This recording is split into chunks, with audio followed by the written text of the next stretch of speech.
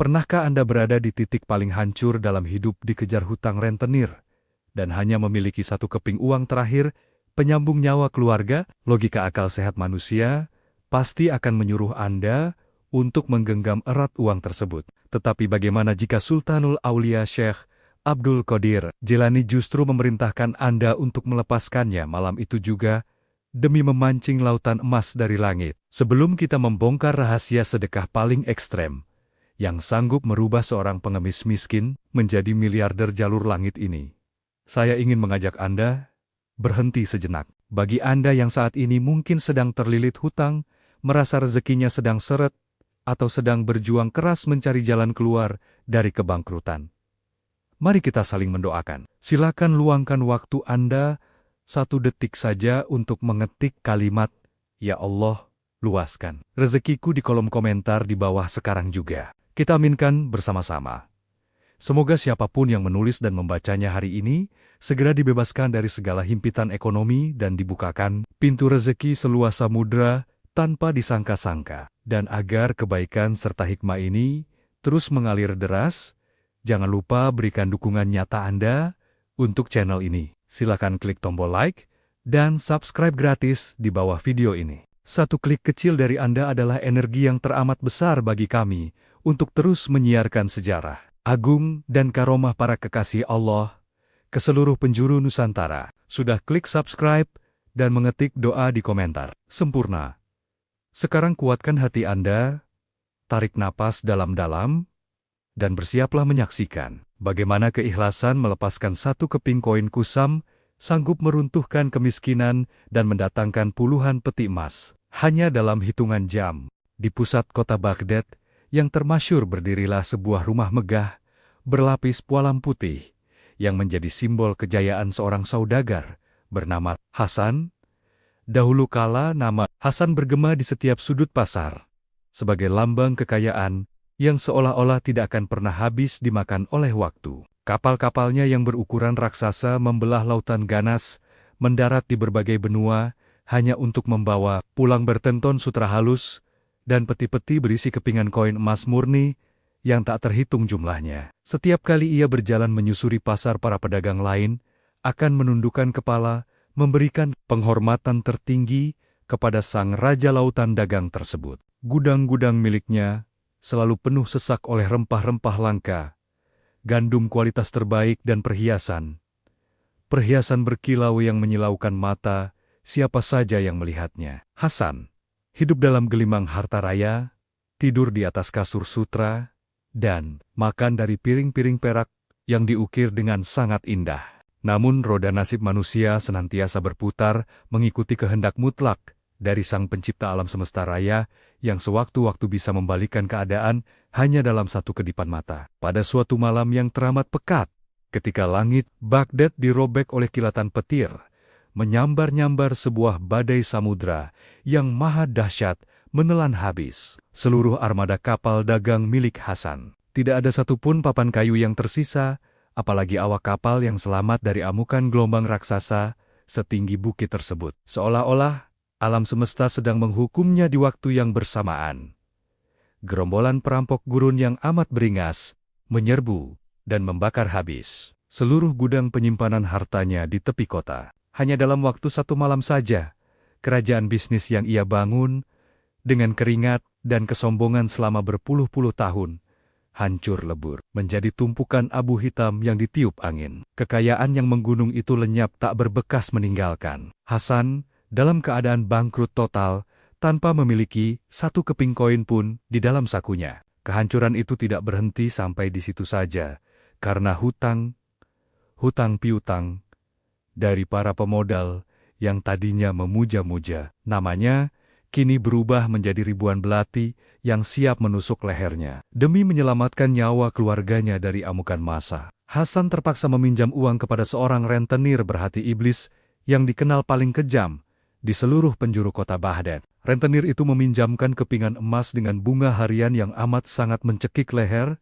memastikan bahwa korbannya tidak akan pernah bisa melunasi hutang-hutang tersebut seumur hidup. Kini rumah megah berlapis pualam itu telah disita paksa, menyisakan Hasan beserta istri dan anak lelakinya yang masih kecil terbuang ke jalanan dan tinggal di sebuah gubuk reyot yang atapnya bocor. Pakaian sutra kebanggaan mereka telah berganti menjadi kain compang-camping yang bau dan dipenuhi tambalan kotor di sana-sini. Rasa lapar yang amat sangat menyayat-nyayat usus mereka membuat anak semata wayang Hasan terus-menerus menangis siang dan malam, menahan perih di perutnya yang kempis. Puncak keputusasaan itu akhirnya tiba ketika sang rentenir bengis datang menendang jatuh pintu kayu gubuk. Mereka pada suatu petang yang berangin, dengan mata melotot dan suara parau yang memancarkan aura membunuh rentenir itu, memberikan sebuah tenggat waktu yang sama sekali tidak masuk akal. Ia menancapkan belatinya yang berkarat ke tiang kayu gubuk, dan memberikan waktu tepat 3 hari bagi Hasan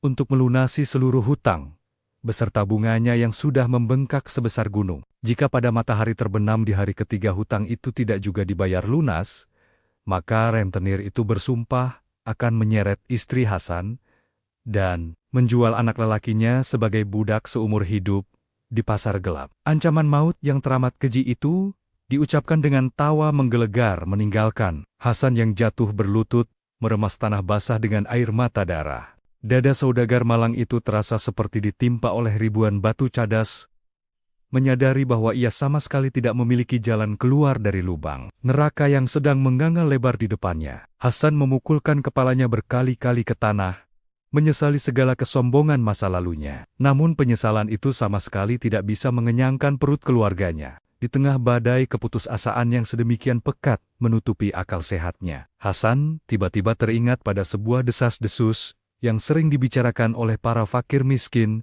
di sudut-sudut pasar. Mereka sering berbisik-bisik tentang keagungan seorang ulama besar kekasih Allah yang namanya sangat dihormati oleh penduduk bumi dan penduduk langit. Beliau adalah Sultanul Aulia Syekh Abdul Qadir Jelani, sosok manusia suci yang konon memegang kunci rahasia pintu rezeki langsung dari perbendaharaan Sang Pencipta. Banyak cerita yang beredar bahwa siapapun yang datang menghadap Sang Syekh dengan niat sungguh akan mendapatkan jalan keluar dari segala macam kesulitan finansial, seberat apapun itu. Orang-orang meyakini bahwa Syekh Abdul Qadir Jelani memiliki amalan rahasia tingkat tinggi yang bisa mengubah nasib seorang pengemis menjadi saudagar kaya raya hanya dalam waktu 1 malam saja. Mendengar bisikan harapan gaib yang melintas di pikirannya itu sepercik api kehidupan kembali menyala di dalam relung dada Hasan yang tadinya sudah mati rasa.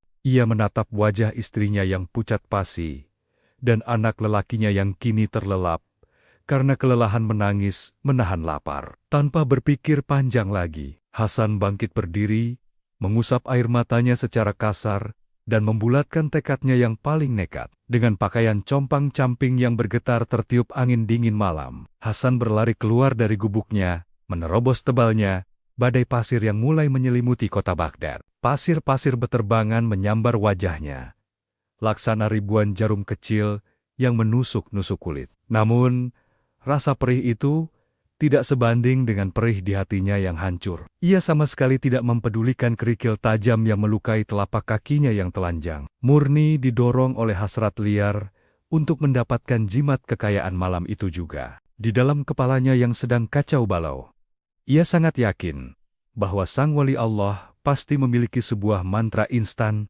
atau amalan rahasia yang bisa melunasi hutangnya dan mengembalikan seluruh armada kapalnya. Langkah kakinya yang terseret-seret terus berpacu melawan waktu dan kejamnya badai menuju ke arah madrasah. Tempat sang ulama besar itu bertahta, Hasan mempertaruhkan seluruh sisa-sisa nyawa dan harapannya pada satu pertemuan pamungkas ini, tanpa menyadari bahwa apa yang akan ia temukan di kediaman sang syekh nanti akan menghancurkan seluruh logika manusianya. Napas Hasan terengah-engah, menyambar-nyambar udara malam yang dipenuhi oleh debu pasir pekat kota Baghdad. Langkah kakinya yang berdarah-darah akhirnya berhenti tepat di depan sebuah pelataran luas yang menjadi tujuan akhir dari keputusasaannya. Di dalam benaknya yang sudah sangat kacau, ia selalu membayangkan kediaman seorang Sultanul Aulia, pastilah berupa istana megah yang pilar-pilarnya terbuat dari emas murni dan berlian. Ia meyakini bahwa manusia agung yang memegang kunci perbendaharaan langit itu pasti duduk di atas singgasana mewah yang dikelilingi oleh para pengawal bersenjata lengkap. Namun pemandangan yang kini terhampar nyata di depan kedua bola matanya justru benar-benar meruntuhkan seluruh logika duniawi yang selama ini ia agung-agungkan. Bukannya menemukan tembok istana yang menjulang tinggi, menembus awan, Hasan justru hanya melihat sebuah bangunan madrasah yang teramat sederhana dan nyaris tanpa ukiran hiasan apapun. Bangunan kayu itu memancarkan cahaya lampu minyak yang temaram, namun anehnya, cahaya pelita kecil itu terasa sangat menyejukkan, hingga mampu meredakan badai pasir di sekitarnya. Hal yang paling membuat rahang mantan saudagar itu jatuh ke bawah adalah lautan manusia yang malam itu mengepung rapat seluruh pelataran madrasah. Ribuan fakir miskin, janda-janda tua dan anak-anak yatim yang kelaparan, duduk berdesak-desakan dengan wajah yang dipenuhi oleh cahaya harapan. Dan tepat di tengah-tengah lautan penderitaan umat manusia itu, duduklah sesosok pria sepuh dengan jubah putih bersih yang memancarkan wibawa tingkat dewa. Beliau adalah Syekh Abdul Qadir Jilani, sang kekasih Allah yang namanya senantiasa disebut-sebut oleh para malaikat pembawa rahmat. Wajah sang ulama besar itu teramat teduh. Senyumannya mengembang sempurna, membagikan kedamaian mutlak yang sanggup melunturkan segala macam keputusasaan. Di hadapan sang syekh menggununglah karung-karung gandum, kualitas terbaik dan peti-peti kayu yang terbuka lebar, memamerkan ribuan keping koin emas dinar yang menyilaukan mata. Tangan suci sang wali Allah itu terus-menerus bergerak membagikan berton-ton makanan dan segenggam penuh koin emas kepada setiap fakir miskin yang mengantre di depannya. Keajaiban yang paling menentang nalar manusia normal adalah tumpukan harta dan makanan itu sama sekali tidak terlihat berkurang sedikit pun, meski sudah dibagikan kepada ribuan orang tanpa henti. Seolah-olah ada mata air gaib dari langit yang terus-menerus memompa kekayaan dunia langsung ke dalam peti-peti kayu di hadapan sang ulama tersebut. Menyaksikan mukjizat nyata yang terpampang jelas di depan matanya itu, jantung Hasan mendadak berdegup. Amat sangat kencang memompa aliran darahnya hingga ke ubun-ubun. Hasrat duniawinya kembali menyala-nyala, berkobar beringas, meyakini bahwa inilah tempat yang paling tepat untuk meminta kembali kerajaannya yang telah hancur lebur. Hasan mengumpulkan seluruh sisa-sisa tenaga di dalam tubuhnya yang kurus kering, lalu menerobos masuk secara paksa, membelah lautan fakir miskin tersebut. Ia tidak mempedulikan umpatan dan protes dari orang-orang yang tidak sengaja terinjak oleh kakinya, karena waktu 3 hari dari sang rentenir terus berdetak mengancam nyawa keluarganya. Bayang-bayang wajah beringas sang rentenir yang menancapkan belati berkarat di tiang gubuknya terus menghantui pikirannya, memaksa langkah kakinya untuk semakin beringas merangsek maju. Mantan penguasa lautan dagang yang dulunya sangat dihormati itu kini rela merendahkan harga dirinya, mengesot-ngesot di atas tanah basah, layaknya seekor hewan yang terluka parah. Dengan napas yang tersengal-sengal dan air mata yang mengucur deras membasahi pipinya yang kotor, Hasan akhirnya berhasil mencapai titik pusat pelataran suci itu. Tanpa ragu-ragu lagi, mantan saudagar terkaya itu menjatuhkan dirinya, membentur tanah, bersujud sambil menangis. Sejadi-jadinya tepat di ujung telapak kaki Syekh Abdul Qadir Jilani. Suara tangisannya yang amat memilukan, memecah keheningan agung di pelataran itu, membuat ribuan pasang mata serentak menoleh ke arahnya dengan penuh keheranan. Hasan meratap histeris, mencurahkan seluruh penderitaan dan kehancuran kerajaannya, menceritakan bagaimana armada kapalnya ditelan samudra, dan gudang-gudangnya di bumi hanguskan oleh perampok. Ia berteriak memohon belas kasihan, menceritakan ancaman keji sang rentenir yang bersiap menjadikan istri dan anak lelakinya sebagai budak sahaya seumur hidup di pasar gelap. Dengan kedua tangan yang gemetar parah, memeluk ujung jubah sang Syekh Hasan, memohon dengan sangat agar diberikan rahasia langit atau amalan instan pembuka pintu kekayaan. Ia meminta sebuah doa khusus yang bisa membuat kepingan-kepingan emas kembali memenuhi rumahnya malam. Itu juga agar ia bisa melunasi seluruh hutangnya dan kembali menjadi raja pasar. Mendengar ratapan keputusasaan yang dipenuhi oleh ambisi duniawi itu, Syekh Abdul Qadir Jilani sama sekali tidak menunjukkan raut wajah terkejut, apalagi marah. Sang wali Allah menghentikan sejenak aktivitasnya, membagikan sedekah, lalu menundukkan pandangannya, menatap lurus ke arah pria berpakaian compang-camping yang sedang memeluk kakinya. Sorot mata sang ulama teramat tajam, namun sangat damai, seolah-olah cahaya pandangan itu mampu menembus langsung ke dasar relung Sukma Hasan dan membaca seluruh rahasia hatinya. Keheningan yang amat mencekam seketika menyelimuti pelataran madrasah, membiarkan angin malam berhembus, pelan menyapu sisa-sisa air mata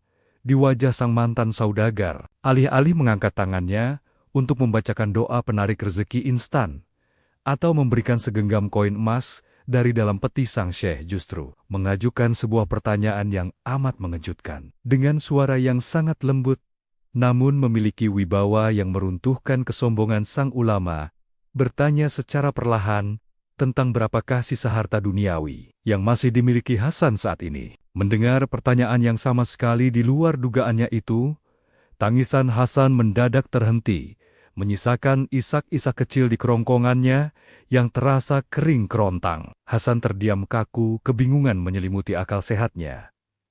Bertanya-tanya mengapa sang wali Allah justru menanyakan sisa hartanya, bukannya langsung memberikan kunci kekayaan yang ia minta. Dengan tangan yang masih bergetar hebat karena kedinginan, Hasan perlahan-lahan merogoh saku bajunya yang penuh dengan tambalan dan lubang sobekan. Dari dalam saku yang kotor itu, ia mengeluarkan sebuah benda bundar berukuran sangat kecil yang permukaannya sudah kusam dan menghitam dimakan waktu. Benda itu adalah satu keping dirham terakhir, satu-satunya sisa kekayaan dari seluruh kerajaan bisnisnya yang hancur, lebur, yang sengaja ia simpan dengan pertaruhan nyawa. Hasan menengadahkan wajahnya yang pucat pasi, menatap mata teduh sang syekh sambil memperlihatkan kepingan logam kusam tersebut di telapak tangannya yang gemetar. Dengan suara parau yang nyaris tak terdengar, ia menjawab bahwa kepingan uang receh inilah satu-satunya harta benda terakhir yang ia miliki di atas muka bumi. Ia juga menjelaskan dengan air mata yang kembali menetes, bahwa 1 dirham ini adalah uang penyambung, nyawa yang akan ia gunakan untuk membeli sepotong roti keras, agar anak lelakinya tidak mati kelaparan malam ini. Sebuah kepingan logam yang menjadi batas pemisah paling tipis antara kehidupan dan kematian keluarganya, kini tergeletak pasrah di bawah tatapan mata sang Sultanul Aulia. Hasan menahan napasnya menanti dengan penuh harap, cemas keajaiban macam apa yang akan diucapkan oleh sang kekasih Allah setelah melihat bukti kemiskinan mutlaknya tersebut. Kepingan dirham kusam di telapak tangan Hasan yang gemetar itu menjadi saksi bisu betapa tipisnya batas antara kehidupan dan kematian keluarganya. Ribuan pasang mata di pelataran madrasah itu seketika terdiam kaku menahan napas, menanti dengan penuh debar keajaiban doa dari lisan sang Sultanul Aulia. Hasan menengadah dengan air mata yang terus mengucur deras, berharap Syekh Abdul Qadir Jelani akan segera meniupkan mantra kekayaan atau memberinya segenggam emas dari dalam peti. Namun senyuman teduh yang sedari tadi menghiasi wajah sang ulama besar, kini berubah menjadi tatapan yang teramat dalam menembus langsung ke dasar relung jiwa Hasan yang paling gelap. Alih-alih mengangkat kedua tangannya untuk berdoa, sang wali Allah justru memberikan sebuah syarat yang seketika meruntuhkan seluruh pondasi logika duniawi sang mantan saudagar. Dengan nada suara yang sangat lembut, namun memiliki ketegasan mutlak, Syekh Abdul Qadir Jelani memerintahkan Hasan untuk menyedekahkan satu-satunya keping dirham terakhir itu malam ini juga. Sang ulama mensyaratkan bahwa rahasia pintu kekayaan langit hanya akan terbuka lebar jika Hasan bersedia melepaskan seluruh ikatan hartanya dan pulang ke gubuk reyotnya dengan tangan kosong. Syarat gila itu mengharuskan Hasan untuk memberikan uang penyambung nyawa keluarganya itu kepada orang lain yang jauh lebih kelaparan dan jauh lebih membutuhkan daripada dirinya. Mendengar perintah yang sama sekali tidak masuk akal itu, jantung Hasan mendadak berhenti berdetak sejenak, sementara darah di sekujur tubuhnya terasa membeku. Bagaimana mungkin seorang ulama besar yang dikenal penuh kasih sayang justru menyuruhnya untuk membunuh anak istrinya sendiri secara perlahan-lahan dengan membiarkan mereka kelaparan? Logika akal sehatnya memberontak amat keras, menolak mentah-mentah titah sang wali karena 1 dirham itu adalah harga mutlak untuk menebus sepotong roti keras demi mengganjal perut anaknya yang sedang sekarat. Jika uang itu ia lepaskan, maka dipastikan esok pagi ia hanya akan menemukan istri dan anak semata wayangnya sudah menjadi mayat kaku di dalam gubuk yang dingin. Pada detik-detik keraguan yang teramat pekat itulah, iblis mulai menelusup masuk membisikkan hasutan-hasutan beracun langsung ke dalam telinganya. Suara bisikan gelap itu menyebut sang syekh telah memberikan ajaran sesat yang sengaja ingin menyiksa dan mempercepat kehancuran keluarga Hasan. Namun di balik gemuruh peperangan batin yang maha dahsyat itu, ada sebuah kekuatan gaib dari tatapan mata Syekh Abdul Qadir Jilani yang menahan Hasan untuk tidak memaki atau beranjak pergi. Cahaya kewibawaan sang ulama seolah-olah mengunci relung hatinya, memaksanya untuk menelan ludah kepahitan dan mencoba memahami hakikat rahasia langit yang sedang diujikan kepadanya. Tanpa mampu mengucapkan sepatah kata pun, Hasan hanya menundukkan kepalanya dalam-dalam, memutar balik badannya, dan melangkah gontai, meninggalkan pelataran madrasah yang suci itu. Angin malam, Baghdad kembali menyambut tubuh kurusnya yang berbalut pakaian. Compang-camping menghembuskan udara dingin yang menusuk-nusuk hingga ke sumsum tulang. Langkah kakinya terseret-seret, tanpa arah menyusuri lorong-lorong pasar yang mulai sepi, ditinggalkan oleh para pedagang dan pembeli. Tangan kanannya menggenggam kepingan dirham itu teramat erat, hingga kuku-kuku jarinya menancap masuk ke dalam kulit telapak tangannya sendiri, dan mengeluarkan titik-titik darah segar. Setiap kali ia melewati kedai roti, yang masih mengepulkan asap hangat bayangan wajah anak lelakinya, yang menangis memegangi perut kempisnya langsung, berkelebat menyayat-nyayat nuraninya. Hasan menangis terisak-isak, di sepanjang jalanan berbatu, meratapi nasibnya, yang harus memilih antara perintah seorang wali Allah, atau nyawa darah dagingnya sendiri. Ujian iman tingkat tinggi ini, benar-benar menyiksanya merobek-robek kewarasannya, hingga ia merasa nyaris gila, dan ingin berteriak menantang langit malam. Sedekah, di saat gudang hartanya penuh emas, adalah perkara yang teramat mudah, dan sering ia lakukan di masa lalu, dengan penuh kesombongan. Namun memberikan koin uang terakhir, di saat nyawa keluarganya sedang berada di ujung tanduk, adalah sebuah level pengorbanan ekstrem, yang hanya bisa dilakukan oleh manusia-manusia pilihan. Dalam kondisi akal dan batin yang nyaris hancur lebur, Hasan terus berjalan tanpa tujuan, hingga ia tiba di sebuah persimpangan lorong gelap, yang lembab dan sepi. Tepat di sudut tembok bata yang kusam itu pendengarannya tiba-tiba menangkap suara rintihan yang amat sangat parau dan memilukan hati. Hasan menghentikan langkah kakinya, menyipitkan mata menembus kegelapan, dan menemukan sesosok manusia yang kondisinya jauh lebih mengenaskan daripada dirinya. Di atas tanah yang basah dan dingin itu tergeletak seorang pengemis buta yang sudah sangat tua renta, dengan kulit keriput yang hanya membungkus tulang belulang. Pengemis itu mengerang kesakitan, memegangi perutnya yang rata, dengan punggung menandakan bahwa ia belum menelan setetes air atau sebutir nasi pun selama berhari-hari lamanya. Napasnya tersengal-sengal, putus-putus nyaris mencapai garis akhir sakaratul maut, jika tidak segera mendapatkan asupan makanan malam itu juga. Tangan kurusnya yang gemetar parah memegang sebuah mangkuk tanah liat, yang kosong melompong menengadah ke langit merintih, memohon belas kasihan dari Sang Maha Pemberi Rezeki. Hasan mematung kaku di persimpangan jalan itu, menyadari bahwa ujian langit yang dijanjikan oleh Syekh Abdul Qadir Jilani, kini benar-benar telah hadir dan berdiri telanjang, tepat di depan kedua bola matanya. Waktu di lorong gelap kota Baghdad itu seakan-akan berhenti berdetak membeku,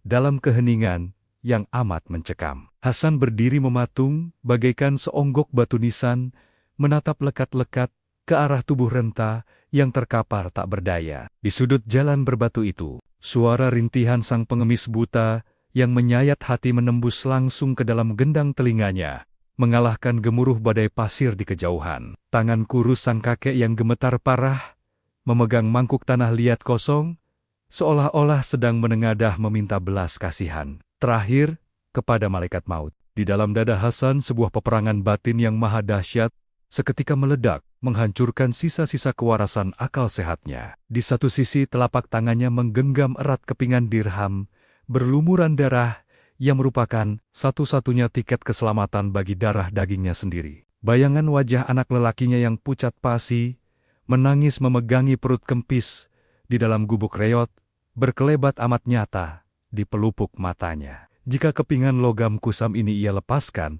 maka sudah dipastikan esok pagi ia akan menguburkan jasad istri dan anak semata wayangnya itu dengan tangannya sendiri. Iblis kembali menelusup, masuk meniupkan bisa keraguan yang teramat pekat, menyuruhnya untuk segera berbalik arah dan mengabaikan pengemis sekarat tersebut. Namun di sisi lain, pesona wajah teduh Syekh Abdul Qadir Jilani yang memancarkan cahaya mutlak terus-menerus terbayang menghiasi ruang pikirannya. Syarat gila dari sang Sultanul Aulia itu terus terngiang-ngiang bergema memantul-mantul di dinding nuraninya, menuntut sebuah pengorbanan tingkat tertinggi. Hasan menyadari bahwa sedekah di saat gudang hartanya penuh dengan emas dan sutra adalah perkara sepele yang sama sekali tidak ada harganya di mata langit. Tetapi mengikhlaskan harta terakhir di saat nyawa keluarganya sendiri sedang dipertaruhkan adalah sebuah lompatan iman yang bisa menggoncangkan arasi Sang Pencipta. Tubuh mantan saudagar kaya raya itu bergetar teramat hebat.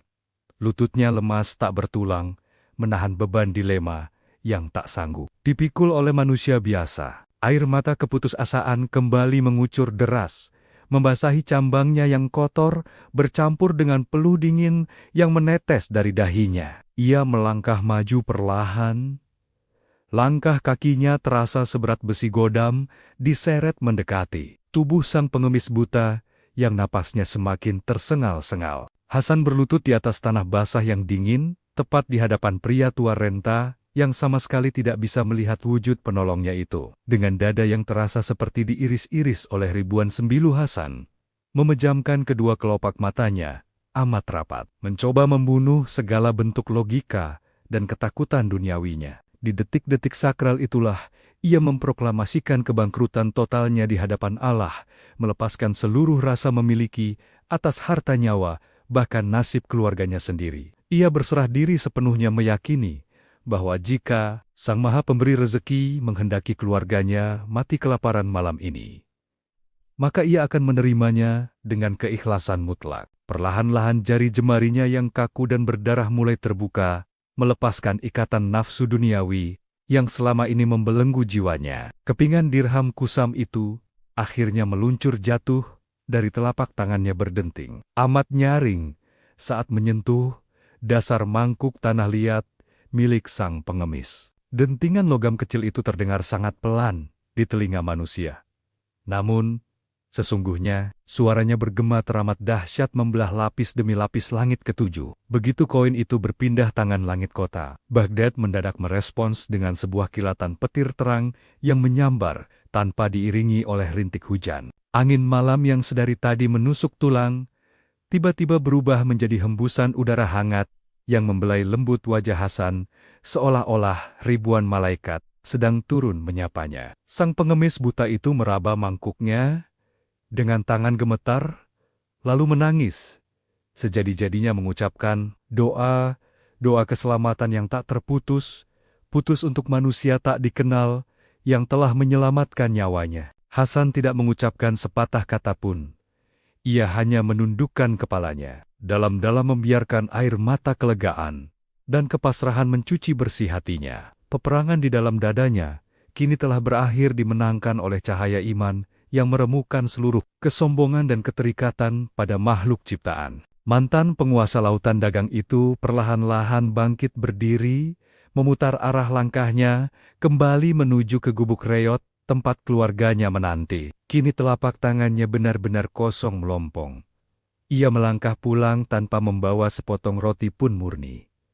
Hanya membawa tawakal yang tak bertepi. Ia telah siap menghadapi kemungkinan terburuk, siap memeluk anak dan istrinya.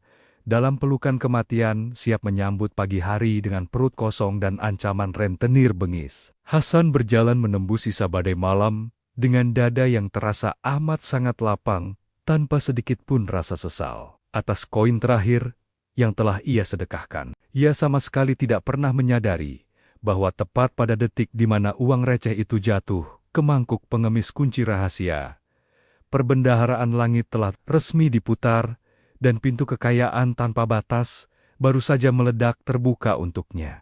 Angin malam yang sedingin es menyapu sisa-sisa air mata di wajah Hasan saat ia melangkahkan kakinya memasuki kawasan kumuh di pinggiran kota Baghdad. Gubuk reot yang kini menjadi istananya itu berdiri rapuh di antara tumpukan jerami basah, memancarkan aura keputusasaan yang amat sangat pekat. Langkah kakinya terasa luar biasa berat, bukan karena kelelahan fisik, melainkan karena beban moral yang harus ia bawa pulang ke pangkuan keluarganya. Telapak tangannya yang kini benar-benar kosong melompong, terasa lebih berat daripada saat ia memikul peti-peti koin emas di masa kejayaannya dulu. Hasan mendorong perlahan, daun pintu kayu yang berderit memilukan, menyibak keheningan malam yang membeku di dalam ruangan sempit tersebut. Di sudut ruangan yang hanya diterangi oleh pantulan cahaya rembulan dari celah atap bocor, duduklah istrinya yang masih mengenakan mukena lusuh. Wajah wanita salehah itu seketika berbinar penuh harap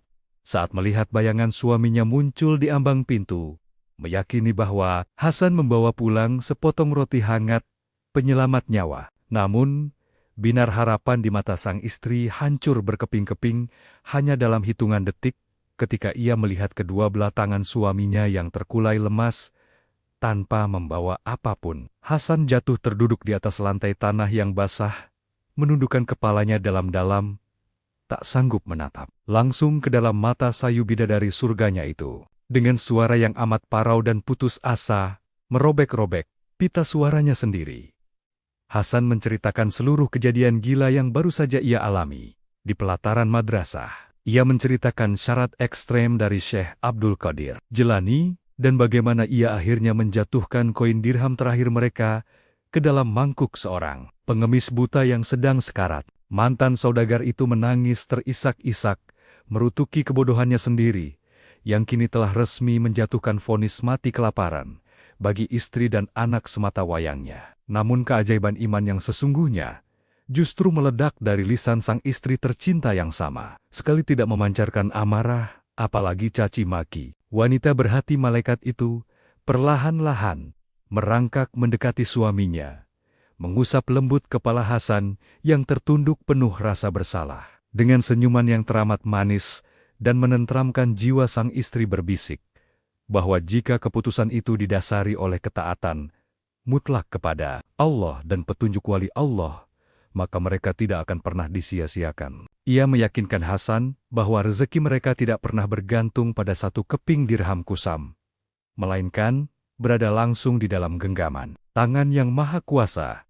Ketegaran iman sang istri seketika menjadi pelita yang amat terang benderang, menerangi gulita keputusasaan di dalam dada Hasan, menyatukan kepingan-kepingan hatinya yang tadinya hancur lebur. Mereka berdua saling berpelukan erat, menyalurkan kehangatan di tengah udara malam yang semakin mencekik. Tulang bersiap menyambut garis takdir, apapun yang akan diturunkan esok pagi. Waktu terus merangkak memasuki sepertiga malam terakhir, membawa hawa dingin yang semakin beringas, menusuk-nusuk pori-pori kulit mereka yang kelaparan. Tiba-tiba dari sudut ruangan yang lebih gelap, terdengar suara rintihan tangis yang amat sangat memilukan, menyayat-nyayat nurani kedua orang tua yang tak berdaya itu. Anak lelaki mereka yang masih kecil terbangun dari tidurnya, menggeliat kesakitan, sambil terus-menerus memegangi perut. Kempisnya yang terasa seperti diiris-iris belati. Tangisan anak malang itu bergema memantul. Mantul di dinding gubuk kayu, menyuarakan penderitaan kelaparan tingkat tinggi, yang sudah tak sanggup lagi ditahan oleh fisik kecilnya. Hasan merengkuh tubuh mungil yang bergetar parah itu ke dalam dekapannya, mencoba memberikan kehangatan dari tubuhnya sendiri, yang sebenarnya juga sedang sekarat. Ia menyanyikan selawat dengan nada yang bergetar hebat, meneteskan air mata darah ke atas dahi anaknya, memohon agar Sang Maha Penyayang segera memberikan jalan keluar atas penderitaan ini. Siksaan kelaparan itu mencapai puncaknya ketika tangisan sang anak perlahan-lahan mulai mereda, bukan karena rasa sakitnya hilang, melainkan karena tenaganya telah habis terkuras total. Bibir mungil itu membiru, matanya terpejam rapat, dan tubuhnya perlahan-lahan menjadi lemas. Tak bertenaga jatuh pingsan tak sadarkan diri di dalam pelukan sang ayah. Hasan menjerit tertahan mencium dada anaknya yang kini berdetak amat sangat lemah. Menyadari bahwa bayang-bayang kematian sudah berdiri selangkah lagi di dalam gubuk mereka. Namun, tepat pada detik keputusasaan yang paling puncak itu, ketika napas kehidupan nyaris terputus, sepenuhnya suasana malam yang sunyi mendadak dirobek oleh suara yang teramat mengerikan. Dari kejauhan terdengar suara derap langkah puluhan tapak kuda yang dipacu dengan kecepatan beringas membelah jalanan berbatu menuju ke arah pemukiman kumuh tersebut. Suara ringkikan kuda dan gemerincing logam besi yang beradu berdesing nyaring di telinga membuat darah di sekujur tubuh Hasan mendadak membeku seketika. Kepanikan yang teramat luar biasa kembali meledak di dalam dadanya. Meyakini dengan sepenuh hati bahwa gerombolan penunggang kuda itu adalah pasukan Algojo, utusan sang rentenir bengis. Ia berpikir bahwa rentenir iblis itu pasti telah kehabisan kesabaran dan sengaja datang lebih awal di tengah malam buta untuk merampas istri dan anaknya secara paksa. Derap langkah kuda-kuda raksasa itu akhirnya berhenti. Tepat di depan halaman gubuk reot, mereka disusul oleh suara sepatu bot berat yang melangkah turun mendekati pintu kayu. Gedoran beringas yang teramat sangat keras dan kasar langsung menghantam daun pintu gubuk, membuat engsel-engsel kayunya berderit, nyaring, nyaris lepas dari bingkainya. Suara gedoran itu terdengar seperti palu Algojo yang sedang mengetuk gerbang neraka, membawa ancaman maut dan perbudakan abadi bagi keluarga kecil yang sedang sekarat tersebut. Hasan dengan sisa-sisa keberanian yang ia kumpulkan dari dasar keputusasaan, membaringkan tubuh anaknya perlahan-lahan ke atas pangkuan sang istri yang kini gemetar ketakutan. Ia bangkit berdiri membusungkan dadanya yang kurus kering bersumpah akan menjadikan tubuhnya sendiri sebagai tameng terakhir, agar darah dagingnya tidak disentuh oleh tangan-tangan kotor malam itu. Dengan telapak tangan yang bergetar amat parah, Hasan memutar grendel pintu yang sudah berkarat itu, bersiap menyambut malapetaka dan siksaan fisik yang telah lama mengincarnya. Daun pintu kayu itu perlahan-lahan berderit terbuka, menumpahkan cahaya obor yang amat sangat terang benderang. Dari luar menusuk langsung ke dalam kedua bola mata Hasan yang terbiasa dalam kegelapan pekat. Cahaya obor yang menyilaukan mata itu perlahan-lahan mulai mereda, membiarkan penglihatan Hasan menyesuaikan diri dengan pemandangan gila di depan gubuk reotnya. Alih-alih menemukan wajah beringas sang rentenir dan pasukan Algojo pembawa belati berkarat pemandangan, yang terhampar justru meruntuhkan seluruh sisa-sisa akal sehatnya. Di pelataran sempit yang biasanya dipenuhi oleh tumpukan jerami busuk itu, kini berbaris rapi puluhan kuda ras Arab, berukuran raksasa, yang bulunya mengkilap, ditimpa cahaya rembulan. Kuda gagah itu tidak ditunggangi oleh para penagih hutang, melainkan dijaga teramat ketat oleh pasukan pengawal berbadan tegap yang mengenakan zirah besi berkilauan. Di tengah-tengah formasi pasukan elit itu, berdirilah sesosok pria paruh baya dengan postur tubuh yang amat berwibawa, mengenakan jubah sutra halus bertatahkan benang-benang emas murni. Aroma parfum kesturi kualitas tertinggi langsung menyapu hidung. Hasan menggantikan bau pesing dan anyir darah yang biasanya menjadi teman setia malam-malam kelaparannya. Di belakang pria berpakaian mewah itu, bertumpuk-tumpuk puluhan peti kayu jati berukuran sangat besar yang dikunci rapat dengan gembok baja berlapis perak. Pria asing berwajah Timur Tengah itu melangkah maju menatap lurus ke arah Hasan yang masih mematung kaku di ambang pintu dengan dada yang naik turun menahan napas. Dengan suara bariton yang teramat berat dan penuh dengan getaran emosi, sang saudagar asing itu bertanya, apakah benar gubuk reot ini adalah kediaman seorang pria bernama Hasan putra dari mendiang saudagar besar Abdullah? Mendengar nama almarhum ayahnya disebut-sebut oleh orang asing di tengah malam buta, Hasan hanya bisa menganggukkan kepalanya perlahan-lahan dengan tubuh yang masih gemetar parah. Ia menjawab dengan suara parau yang nyaris tak terdengar, membenarkan identitasnya, namun sekaligus memohon ampunan jika mendiang ayahnya pernah meninggalkan hutang di masa lalu. Namun reaksi yang ditunjukkan oleh saudagar asing itu sungguh berada di luar batas nalar dan logika manusia normal yang sedang berdiri di ambang kematian. Begitu Hasan membenarkan identitasnya, pria bergelimang harta itu tiba-tiba menjatuhkan kedua lututnya membentur tanah basah tepat di depan kaki Hasan yang kotor, dan telanjang. Air mata seketika meledak, mengucur deras dari kedua belah mata saudagar asing tersebut, membasahi jubah sutranya yang teramat mahal. Tanpa memperdulikan kotornya pakaian compang-camping yang dikenakan Hasan, pria itu langsung memeluk erat kedua kaki kurus Hasan, sambil meratap penuh haru dan rasa syukur yang teramat dalam. Hasan terbelalak ngeri, kebingungan tingkat tinggi melanda sekujur saraf otaknya, tidak mengerti mengapa seorang raja dagang dari seberang lautan menangis terseduh-seduh di kaki seorang miskin sepertinya. Dengan suara yang terbata-bata di sela-sela, isak tangisnya saudagar asing itu mulai menceritakan sebuah rahasia masa lalu yang selama 20 tahun ini terkunci rapat di dasar padang pasir. Ia menceritakan bahwa puluhan tahun silam ketika ia masih seorang pedagang muda yang miskin dan tersesat, karavannya diserang habis-habisan oleh perampok Badui di tengah gurun pasir yang ganas. Dalam kondisi sekarat, kehabisan darah, dan nyaris mati kehausan, di bawah terik matahari, neraka sebuah rombongan dagang raksasa melintas dan menyelamatkan nyawanya dari cengkeraman malaikat maut. Pemimpin rombongan yang berhati malaikat itu tidak lain dan tidak bukan adalah ayah kandung Hasan sendiri, yang dengan penuh keikhlasan merawat luka-lukanya dan memberikannya modal yang sangat besar untuk memulai kembali usahanya. Ayah Hasan saat itu menolak segala bentuk pengembalian hutang dan hanya berpesan agar kelak, jika pria asing itu sudah menjadi orang sukses, ia harus meneruskan kebaikan tersebut kepada orang lain yang membutuhkan. Saudagar asing itu melanjutkan ceritanya dengan mata yang berapi-api mengatakan bahwa modal sedekah dari ayah Hasan itu telah membawanya menjadi salah satu orang terkaya di ujung benua. Selama bertahun-tahun ia terus mencari keberadaan keluarga Abdullah untuk membalas budi.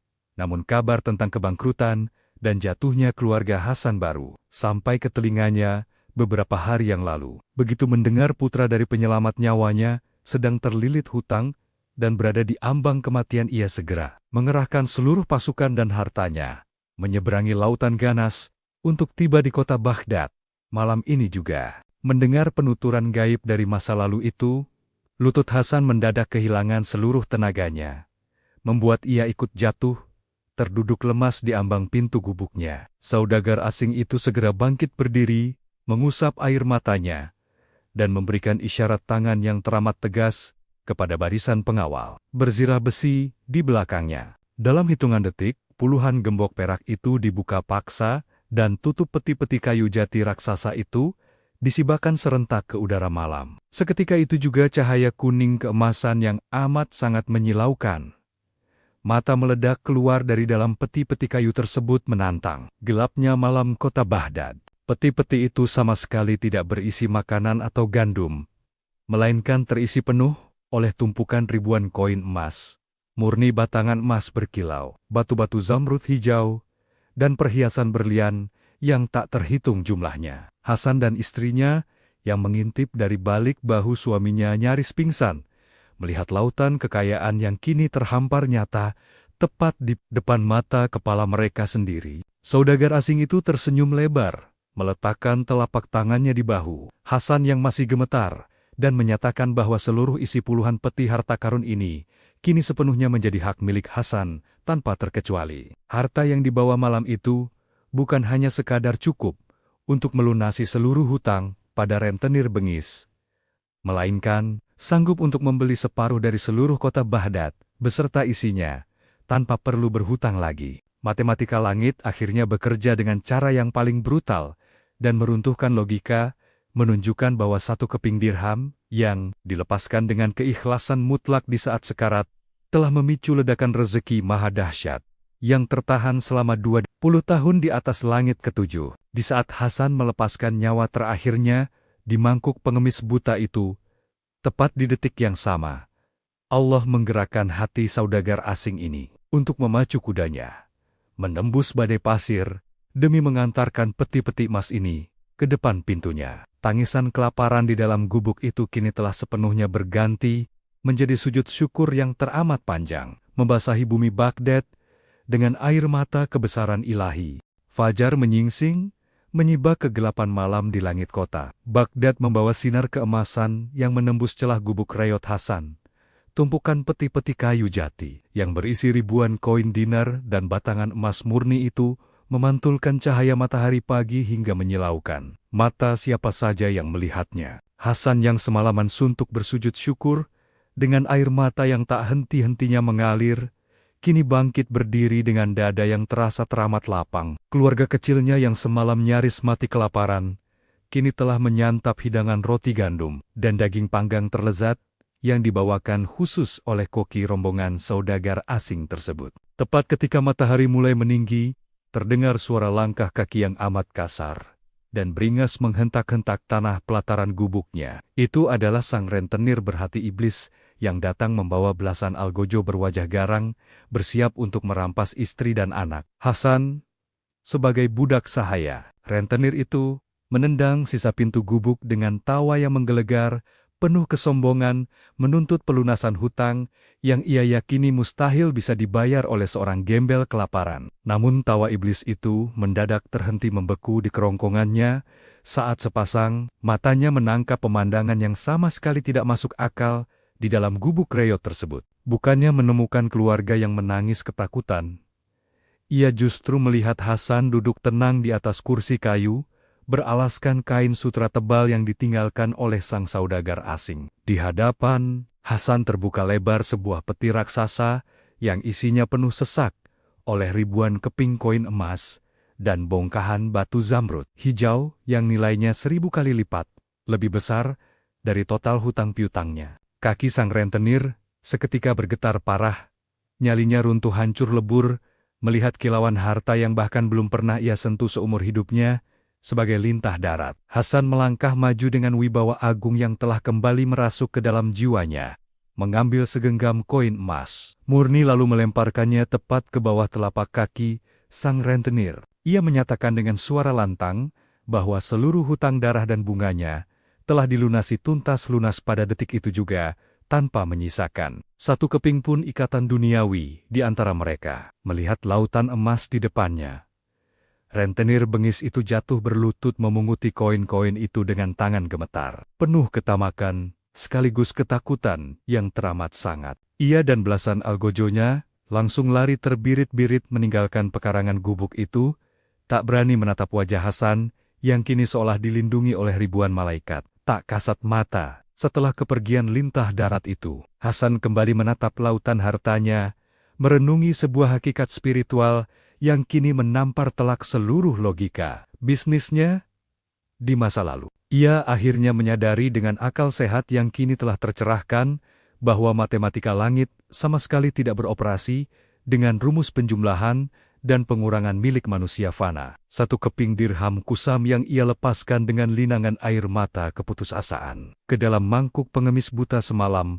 bukanlah sebuah kerugian atau jalan menuju kematian. Koin receh itu sejatinya adalah sebuah kunci gaib, kunci pamungkas yang langsung memutar gembok perbendaharaan Arasi sang pencipta. Ketika ia mengikhlaskan nyawa terakhirnya di jalan Allah, di detik yang persis sama, Allah menggerakkan hati dan raga seorang saudagar dari seberang samudra untuk mengantarkan kembali hak rezekinya yang tertahan selama 20 tahun. Gudang emas dan sutranya yang terbakar habis tempo hari ternyata hanyalah cara langit untuk membersihkan hartanya dari kotoran kesombongan sebelum menggantinya dengan kemurnian mutlak. Dada Hasan bergemuruh hebat, rasa cintanya kepada sang pemberi rezeki meledak meluap, luap tak tertahankan lagi membakar setiap inci pembuluh darahnya. Ia segera memerintahkan para pengawal saudagar asing itu untuk memuat separuh dari seluruh peti-peti emas dan perhiasan tersebut ke atas punggung kuda-kuda ras Arab. Hasan bertekad bulat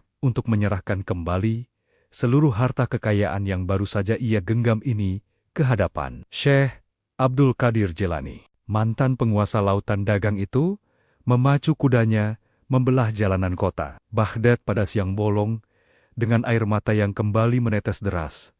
Namun kali ini adalah air mata kerinduan tingkat tinggi. Ia ingin bersujud memohon ampun dan mengabdi seumur hidupnya untuk mencuci kaki sang Sultanul Aulia yang telah menyelamatkan keluarganya dari jurang kehancuran iman dan dunia. Debu-debu jalanan beterbangan Saat rombongan kuda pembawa peti emas itu akhirnya tiba kembali di pelataran madrasah yang semalam menjadi saksi bisu kehancuran hatinya, Hasan melompat turun dari kudanya. Bahkan sebelum hewan gagah itu berhenti sempurna berlari beringas, menembus pekarangan madrasah yang kini terlihat sepi dari antrean para fakir miskin. Namun langkah kakinya mendadak terhenti kaku mematung di tengah pelataran saat matanya menangkap sebuah pemandangan yang kembali membuat jantungnya berdegup teramat kencang. Tepat di ambang pintu kayu madrasah yang sederhana itu, berdirilah Syekh Abdul Qadir Jelani dengan jubah putihnya yang melambai tertiup angin siang. Sang wali Allah itu berdiri sendirian, seolah-olah sudah mengetahui sejak berjam-jam yang lalu bahwa Hasan akan datang kembali membawa lautan emas di belakangnya. Bibir sang ulama besar itu melengkung membentuk sebuah senyuman misterius yang teramat manis, memancarkan cahaya makrifat yang menyilaukan mata batin siapapun yang memandangnya. Angin siang kota Baghdad berhembus teramat lembut, menyapu debu-debu keemasan yang berterbangan di sekitar pelataran madrasah. Hasan yang masih terengah-engah berlari sekencang-kencangnya menghampiri sosok agung yang berdiri tenang di ambang pintu kayu tersebut. Mantan saudagar malang yang kini kembali bergelimang harta itu langsung menjatuhkan dirinya membentur tanah, bersujud untuk kedua kalinya di bawah telapak kaki Syekh Abdul Qadir Jelani. Namun sujudnya kali ini sama sekali tidak diiringi oleh tangisan, keputusasaan, apalagi ratapan kelaparan seperti malam sebelumnya. Air mata yang mengalir deras membasahi debu pelataran itu adalah air mata kebahagiaan, air mata pencerahan, dan air mata penyesalan atas piciknya akal sehat manusia fana. Hasan menengadahkan wajahnya yang kini berseri-seri, menunjuk ke arah barisan kuda ras Arab yang membawa puluhan peti-peti kayu berisi koin dinar dan batangan emas murni. Dengan suara yang bergetar penuh haru, ia memohon kepada Sang Sultanul Aulia untuk menerima seluruh harta kekayaan itu sebagai bentuk pengabdian dan rasa syukurnya yang tak terhingga. Ia bersedia menyerahkan kembali kerajaan bisnisnya yang baru saja bangkit demi menyokong ribuan fakir miskin yang mengantre setiap malam di madrasah suci tersebut. Namun, Syekh Abdul Qadir Jelani sama sekali tidak melirik sedikit pun ke arah tumpukan emas yang menyilaukan mata itu. Senyuman di wajah sang wali Allah semakin mengembang memancarkan wibawa langit yang seketika meredam ambisi duniawi yang bergejolak di dalam dada Hasan. Dengan sangat lembut sang ulama besar itu menunduk dan memegang kedua bahu Hasan, mengangkat tubuh pria itu agar berdiri tegak sejajar di hadapannya. Syekh Abdul Qadir Jelani menolak dengan halus. Seluruh persembahan emas tersebut menyatakan bahwa perbendaharaan madrasah ini sudah dijamin langsung oleh sang pemilik langit dan bumi. Sang kekasih Allah kemudian menatap lurus ke dalam sepasang bola mata Hasan, menembus relung makrifat yang kini telah terbuka lebar. Di bawah terik matahari Baghdad yang menghangatkan jiwa sang wali akhirnya membongkar rahasia paling puncak dari ilmu sedekah ekstrem yang semalam menggoncangkan arasi. Beliau menjelaskan dengan suara bariton yang teramat syahdu bahwa selama seorang hamba masih bersandar pada uang logam terakhir di tangannya, maka Allah akan membiarkan ia berjuang sendirian melawan kerasnya dunia. Selama manusia masih merasa memiliki kekuatan, merasa memiliki akal untuk bertahan hidup, dan merasa memiliki harta penolong, maka campur tangan langit akan terus tertahan di balik awan. Namun, di saat malam tergelap itu, ketika Hasan melepaskan satu-satunya keping dirham, penyambung nyawa keluarganya, ia sesungguhnya telah melakukan sebuah proklamasi kepasrahan tingkat tinggi. Hasan telah mematikan rasa kepemilikannya atas dunia, menyatakan kebangkrutan total secara mutlak di hadapan kebesaran Sang Pencipta alam semesta. Dan tepat pada detik ketika manusia mengakui ketidakberdayaannya secara absolut, disitulah Allah Subhanahu wa Ta'ala langsung mengambil alih seluruh urusan rezekinya tanpa perantara lagi. Sedekah kepingan uang terakhir itu bukanlah sebuah transaksi jual-beli dengan Tuhan, melainkan sebuah ujian pelepasan nafsu untuk melihat apakah Hasan lebih percaya pada sepotong logam atau percaya pada Sang Maha Pemberi rezeki. Mendengar penjelasan yang teramat dahsyat itu, lutut Hasan kembali bergetar hebat, tak sanggup menahan beban kebenaran mutlak yang baru saja menghantam seluruh pondasi keimanannya. Ia menangis terseduh. Seduh menyadari betapa sombongnya ia di masa lalu, ketika merasa bahwa kapal-kapal besar dan gudang emasnya lah yang menghidupi keluarganya. Ia baru tersadar bahwa kekayaan tanpa batas yang sesungguhnya bukanlah terletak pada seberapa banyak emas yang bisa ditumpuk di dalam peti kayu jati. Kekayaan yang sejati adalah ketika hati manusia sudah tidak lagi memiliki rasa takut akan kemiskinan dan tidak lagi memiliki keterikatan pada makhluk ciptaan. Syekh Abdul Qadir Jilani menepuk pelan dada Hasan, memberikan doa keberkahan yang langsung menyerap masuk ke dalam aliran darah sang saudagar. Sang ulama memerintahkan Hasan untuk membawa pulang kembali seluruh emasnya dan menggunakan harta itu untuk membangun kembali armada kapalnya guna membangkitkan roda ekonomi umat. Sejak pertemuan pamungkas di pelataran madrasah itu kehidupan Hasan berubah 180 derajat menjadi sebuah legenda baru di seluruh penjuru kota Baghdad. Ia kembali menduduki tahta sebagai saudagar paling kaya raya. Namun, kali ini kerajaannya dibangun di atas pondasi tauhid yang tidak bisa dihancurkan oleh badai samudera maupun api perampok. Setiap kali ia mendapatkan keuntungan yang menggunung Hasan, akan langsung menyedekahkan sebagian besarnya tanpa pernah menghitung-hitung lagi sisa uang di dalam brankasnya. Anehnya, semakin beringas ia membagikan hartanya kepada fakir miskin, semakin mustahil pula bagi dirinya untuk jatuh miskin, seolah-olah dunia ini mengejar-ngejarnya dengan penuh ketakutan. Kisah perjalanan spiritual Hasan ini terus bergema melintasi ruang dan waktu, menjadi bukti abadi yang menampar logika manusia fana, bahwa matematika langit senantiasa memihak kepada mereka yang berani melepaskan genggaman tangannya dari dunia, demi meraih pelukan hangat Sang Maha Kuasa. Rahasia kaya tanpa batas dari Sang Sultanul Aulia kini telah terbongkar sempurna, menunggu jiwa ikhlas lainnya untuk mempraktekannya di tengah badai keputusasaan hidup.